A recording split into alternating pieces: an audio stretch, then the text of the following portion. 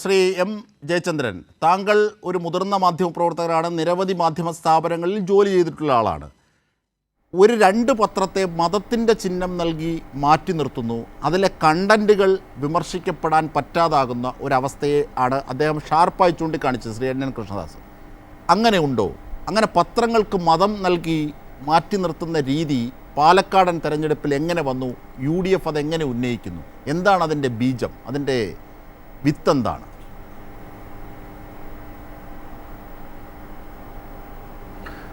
അജിംഷാദ്, സത്യത്തിൽ നമ്മൾ ഈ കോൺഗ്രസ്സുകാർ എത്രമേൽ നിലമറന്നാണ് ഇത്തരം ആരോപണങ്ങൾ ഉന്നയിക്കുന്നതെന്ന് കാണുമ്പോൾ അത്ഭുതപ്പെടുകയല്ല, സഹതപിക്കാനേ കഴിയുന്നുള്ളൂ. ഞാനത് പറയാൻ കാര്യം, താൻ ജന്മനാ കോൺഗ്രസ്സുകാരനാണ് എന്ന് പരസ്യമായി ആവർത്തിച്ച് പറയുകയും മരണം വരെ ആ സമീപനം സ്വീകരിക്കുകയും ചെയ്തുകൊണ്ട് തന്നെ സ്വതന്ത്ര കോൺഗ്രസ്സുകാരനെ നിലപാട് സ്വീകരിച്ച ആളായിരുന്നല്ലോ ഡോക്ടർ സുകുമാർ അഴീക്കോട്. അദ്ദേഹം പത്രാധിപരായിരുന്നൊരു പത്രത്തെപ്പറ്റിയാണ് ഈ പറയുന്നതെന്ന് ഓർക്കണം.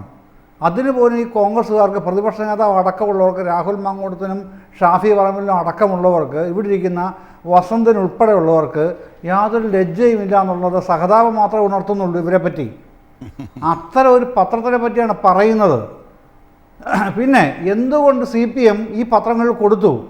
അതിന് ശ്രീ NN കൃഷ്ണദാസ് വൃത്തിയായി മറുപടി പറഞ്ഞു. ഞാൻ മറുപടി പറയേണ്ടതില്ലെങ്കിലും എനിക്കതിനോട് അന്ന് ആഡ് ചെയ്യാനേ ഉള്ളൂ, കൂട്ടിച്ചേർക്കാനേ ഉള്ളൂ. ഈ പത്രങ്ങളുടെ പൊളിറ്റിക്കൽ റീച്ച് എന്ന് പറയുന്നത് വേറൊരു രൂപത്തിലാണ്, രീതിയിലാണ്. അതറിയാത്ത ആരാണുള്ളത്? അപ്പോൾ ആ റീച്ചിലേക്ക് എത്താനായിട്ട് LDFന് അവകാശമുണ്ട്. ആ അവകാശം അവർ ഉപയോഗിക്കുന്നു. അത് നിയമാനുസൃതമായാണ്, ജനാധിപത്യപരമായാണ് അവരത് ഉപയോഗിക്കുന്നത്. അത് ഉപയോഗിക്കുന്നതിന് ഏത് തരത്തിലാണ് കോൺഗ്രസ് ചോദ്യം ചെയ്യുന്നത്? സുകുമാർ അഴീക്കോട് ചീഫ് എഡിറ്ററായിരുന്ന ഒരു പത്രത്തിൻ്റെ ക്രെഡിബിലിറ്റിയാണ് അവർ ചോദ്യം ചെയ്യുന്നത്? അതോ ആ പത്രം റീച്ച് ഔട്ട് ചെയ്യുന്ന ഒരു സമുദായത്തിലെ, ന്യൂനപക്ഷ സമുദായത്തിലെ അംഗങ്ങളെയാണോ, അതോ ആ സമുദായത്തിലാണോ വികഴ്ത്താൻ ശ്രമിക്കുന്നത്? എത്രമേൽ പരിഹാസ്യവും അധിക്ഷേപാർഹവും എന്ന് മാത്രമല്ല, അത്രമേൽ പ്രതിഷേധാർഹവുമാണ് ഇവരുടെ നിലപാടുകൾ. ഇതുമായി ബന്ധപ്പെട്ട ഓരോ അണുവിലും അവരുടെ വർത്തമാനങ്ങൾ അങ്ങനെ തന്നെ കാണാൻ കഴിയൂ. കാരണം ഈ കൃഷ്ണദാസ് ശരിയായി ചൂണ്ടിക്കാണിച്ചതുപോലെ ഇത് അവരെ പരിഭ്രാന്തരാക്കിയിരിക്കുകയാണ്. പരിഭ്രാന്തിയുടെ കാരണം എന്ന് പറയുന്നത്, ഈ ഡോക്ടർ P. സരിൻ LDFന് സ്ഥാനാർത്ഥിയായി രംഗത്ത് വരുന്നു, LDF അവതരിപ്പിക്കുന്നു. അത് കഴിഞ്ഞ് വലിയ സ്വീകാര്യത നേടുന്നു. CPMൻ്റെ പൊളിറ്റിക്കൽ സർക്കിളിൽ, അല്ലെങ്കിൽ അവരുടെ പൊളിറ്റിക്കൽ റീച്ചിന് പുറത്ത് ഈ ഇടതുപക്ഷ ബാഹ്യമായ വോട്ട് കേന്ദ്രങ്ങളിൽ പോലും, വോട്ടർമാരിൽ പോലും വലിയ സ്വീകാര്യത സരിന് വരുന്നുണ്ട്. ആ സ്വീകാര്യത വോട്ടായി തന്നെ മാറും എന്ന് ഓരോ ദിവസവും വളരെ വ്യക്തതയോടെ പ്രതിഫലിപ്പിക്കുന്നുണ്ട്. അപ്പോഴാണ് പുതിയൊരു ആളിനെ BJP ക്യാമ്പിൽ നിന്ന് ഇവരെടുത്തുകൊണ്ട് തോളത്തിരുത്തുന്നത്. അതാരാണ്? സന്ദീപ് വാര്യർ. സന്ദീപ് വാര്യർ വർഗീയതയുടെ പ്രതീകം എന്ന് മാത്രമല്ല, കടുത്ത ഭ്രാന്തമായ ഹൈന്ദവ വർഗീയത പ്രതീകമായിട്ടാണ് കേരളം മുഴുവൻ അറിയപ്പെട്ടിരുന്നത്. അപ്പോഴാണ് വസന്ത് ചോദിക്കുന്നത്, ക്രിസ്റ്റൽ ക്ലിയർ ആവുമെന്ന് നിങ്ങളുടെ നേതാവല്ലേ പറഞ്ഞത്, AK ബാലനല്ലേ പറഞ്ഞത്? പറഞ്ഞിട്ടുണ്ടെന്നേ, ശരിയാണെന്നേ. ഒരു ട്രാൻസിഷൻ പീരീഡാണ്. ആ ട്രാൻസിഷൻ പീരീഡിന് ശേഷം ഞങ്ങളോടൊപ്പമാണെന്നുണ്ടെങ്കിൽ നിലപാട് വ്യക്തമാക്കിയാൽ കൂടെ കൂട്ടും, ക്രിസ്റ്റൽ ക്ലിയർ വ്യക്തിത്വം ഉണ്ടാകാൻ കഴിയുന്ന ആളാണ് എന്ന് പറയുന്നത്.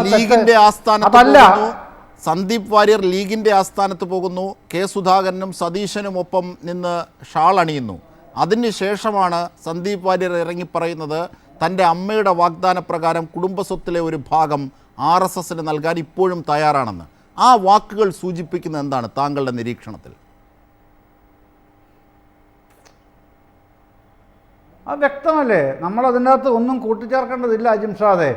തീവ്ര ഹൈന്ദവതയുടെ അങ്ങേയറ്റത്തെ കടുത്ത നിലപാടുകളിലും സ്വപ്നങ്ങളിലുമാണ് താൻ ഇപ്പോഴും നിലകൊള്ളുന്നത് എന്ന് അടിവരയിട്ട് പറയുകയാണ് സന്ദീപ് വാര്യർ ആ വാക്യങ്ങളിലൂടെ ചെയ്യുന്നത്. അത് ആർക്കാണ് മനസ്സിലാവുന്നത്? അത്രയും തീവ്ര ഹിന്ദുത്വയിൽ താൻ ഉറച്ചു നിൽക്കുന്നു. ആ മനുഷ്യനെയാണ് ഇവർ പാണക്കാട് തങ്ങളുടെ മുമ്പിൽ അവതരിപ്പിക്കുന്നത്. എന്നിട്ടാണ് മുസ്ലിം കമ്മ്യൂണിറ്റിയുമായി തനിക്ക് യാതൊരു പ്രശ്നവുമില്ല എന്ന് സാദിഖലി തങ്ങൾ പറയുന്നതിലൂടെ കാര്യങ്ങൾക്ക് കൂടുതൽ സ്വീകാര്യത കൈവരും എന്ന് UDF കരുതുന്നത്. ഇതൊക്കെയാണോ ഒരു ഇലക്ഷനിയറിങ്ങിൽ കാണിക്കേണ്ട അവസാന മണിക്കൂറുകളിലെ ജനാധിപത്യപരമായ പ്രവർത്തനം എന്നുള്ളത് ആരാണ് ആലോചിക്കേണ്ടത്? അത് ആലോചിക്കില്ല. UDF ആകുമ്പോഴത്തേക്ക് അത് ആലോചിക്കാനില്ല. അതുകൊണ്ടാണല്ലോ അങ്ങേ അറ്റത്തെ വൺ മാൻ ഷോ എന്ന പോലെ പറയുന്നത്, തോറ്റാൽ ഉത്തരവാദിത്വം എനിക്കാണ് എന്നാരാണ് പറയുന്നത്? ആരാണ് പറയുന്നത്? പ്രതിപക്ഷ നേതാവ്. ജയിച്ചാലോ അതും ഉത്തരവാദിത്വം എനിക്കാണ്. ഇത് പറയുകയാണ് അദ്ദേഹം.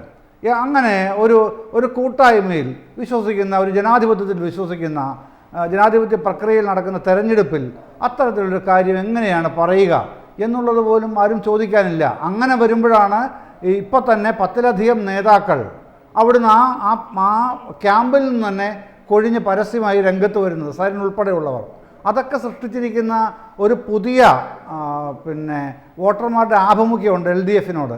ആ ആഭിമുഖ്യമാണ് സരിൻ തരംഗം എന്ന് ഇന്ന് ആ 2 പത്രങ്ങളിലും കണ്ട പ്രധാനപ്പെട്ട പരസ്യവാചകമായിട്ട് തന്നെ വരുന്നത്.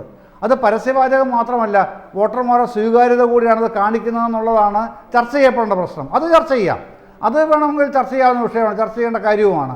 പക്ഷേ ആ കണ്ടൻ്റ് അല്ല തർക്കപ്രശ്നം. ഈ പത്രങ്ങളിൽ എന്തിനു കൊഴുത്തു എന്നുള്ള തർക്കപ്രശ്നം. അവിടെയാണ് ഇതിൻ്റെ ഈ അപഹാസ്യമായ വൈരുദ്ധ്യമെന്ന് കിടക്കുന്നത്. കോൺഗ്രസ് ഭാഗത്തു നിന്ന് വരുന്നത്, UDF ക്യാമ്പിൽ നിന്ന് വരുന്നത്. അത് ഒരാളല്ല, ഇതുമായി ബന്ധപ്പെട്ട് ആരോട് ചോദിച്ചാലും ഇത്തരത്തിലുള്ള ഈ എന്താ പറയുന്നത്, ഈ വക്രീകരണവാദങ്ങൾ മാത്രമേ, ന്യായീകരണങ്ങൾ മാത്രമേ വരുന്നുള്ളൂ എന്ന് കാണുമ്പോഴാണ് നമ്മുടെ വസന്തിനെ പോലുള്ളവരിൽ പോലും അത് വരുന്നത് കാണുമ്പോൾ കഷ്ടം എന്ന് പറയാനല്ലാതെ. അത് മാത്രമല്ല ചേർത്ത് വെക്കേണ്ട ചില ഘടകങ്ങൾ കൂടിയുണ്ട്. കാരണം അങ്ങനെയല്ല, മുതിർന്ന ആൾക്കാർ, ശ്രീ M ജയചന്ദ്രൻ, ചേർത്ത് വെക്കേണ്ട ചില ഘടകങ്ങളുണ്ട് എന്നത്. കാരണം നോക്കൂ, 1992 ഡിസംബർ 6 സംഭവിച്ച മതേതരത്വത്തിനേറ്റ ആഘാതമെന്ന് രാജ്യം പൊതുവിൽ വിശേഷിപ്പിച്ച ആ ദുരന്തത്തെ നിസ്സാരവൽക്കരിക്കാൻ ശ്രമിക്കുന്നു. കോൺഗ്രസിനുള്ളിൽ തന്നെ അതിനോട് വിയോജിപ്പുണ്ട്. കെ സുധാകരൻ്റെ അത്തരം നിലപാടുകളോട്. ജാംബവാൻ്റെ കാലത്തെ സംഭവമെന്ന് സൂചിപ്പിക്കുന്നു. അതിനുശേഷം ഇത്രയും തീവ്ര നിലപാട് സൂക്ഷിക്കുന്ന ഒരാളെ ഇപ്പോഴും ആ മനസ്സ് മാറാതെ തന്നെ കോൺഗ്രസിനോട് ചേർത്ത് പിടിക്കുന്നു. ഇങ്ങനെ നിരവധി ഇതിൻ്റെ കൾമിനേഷൻ, ഇതിൻ്റെ പരിണാമം സൂചിപ്പിക്കുന്നത് എന്തൊക്കെയാണ്? ഈ തെരഞ്ഞെടുപ്പ്, പാലക്കാട് തെരഞ്ഞെടുപ്പ് നോട്ടിഫിക്കേഷൻ മുതൽ ഇങ്ങോട്ടേക്ക് ഇന്ന് വരെയുള്ള കാര്യങ്ങളിൽ സൂചിപ്പിക്കുന്ന ഘടകങ്ങൾ എന്തൊക്കെയാണ് പ്രതിഫലിക്കുന്നത്? ശ്രീ M ജയചന്ദ്രൻ. അല്ല, അത് ഇപ്പോൾ ഇന്ന് ഈ പറഞ്ഞതുപോലെ ഈ ബാബറിയുടെ കാര്യത്തിലടക്കം ശക്തിയായിട്ട് എതിർത്തതാരാണ്? ശ്രീ മുല്ലപ്പള്ളി രാമചന്ദ്രൻ.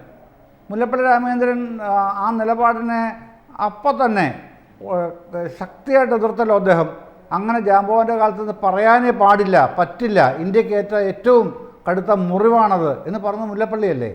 അപ്പോൾ ഇതൊക്കെ കാണിക്കുന്നത് എന്താണെന്ന് ചോദിച്ചാൽ, ഇത് ആ ക്യാമ്പിൽ UDF പാളയത്തിൽ ഉണ്ടാകുന്ന നിരന്തരമായ അഭിപ്രായ വ്യത്യാസങ്ങളുടെ ഒരു കുത്തൊഴുക്ക് എന്ന് പറയാൻ കഴിയില്ലെങ്കിലും അത്തരത്തിൽ അനുദിനം ഉണ്ടായിട്ടുള്ള നിരന്തരം ഇത്തരം പ്രശ്നങ്ങളുണ്ടല്ലോ. ആ പ്രശ്നങ്ങൾ ഒരു ഭാഗത്ത് UDFൽ കോൺഗ്രസിൽ ശക്തിയായിട്ട് വരുമ്പോൾ മറുഭാഗത്ത് ഇവിടെ BJP ക്യാമ്പിൽ അത് തന്നെയല്ലേ വരുന്നത്. അപ്പോഴും ഈ അജിംഷാദെ കാണേണ്ട ഒരു കാര്യം, ഈ ഇലക്ഷനിൽ നമുക്കറിയാം ഈ ഇലക്ഷൻ പ്രോസസ്സിൽ എന്തായിരുന്നു കഴിഞ്ഞ ഇലക്ഷൻ വരെയുള്ള കാര്യം, ഇപ്പോഴത്തെ ഇലക്ഷനിൽ എന്താണ് ഈ ഇലക്ഷൻ ഇയറിങ്ങിൽ ഉടനീളം കണ്ടത്, ഏത് തരത്തിലുള്ള തെരഞ്ഞെടുപ്പ് പ്രവർത്തനമാണ് കണ്ടത്, അതിൽ വോട്ടർമാരുടെ മനസ്സ് എങ്ങോട്ടാണ്, ഇതൊക്കെ പൊതുവിൽ ചർച്ച ചെയ്യപ്പെടുന്നുണ്ട്.